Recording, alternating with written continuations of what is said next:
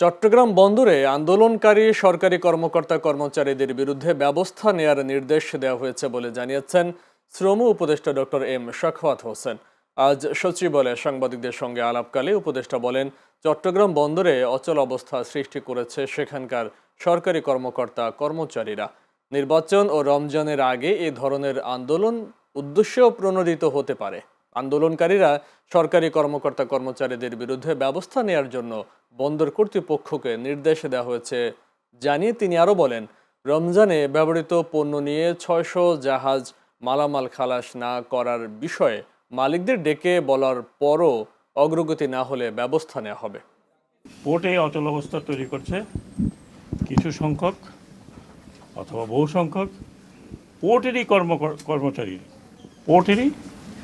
যারা সরকারি কর্মচারী বটে। পোর্টের কর্মচারী মানে এই না যে পোর্ট বাংলাদেশ সরকারের বাইরে। এবং এই অচল অবস্থার কারণে দেশের ক্ষতি হচ্ছে, সেই ক্ষতির মাসুল কে দেবে আই ডোন্ট নো।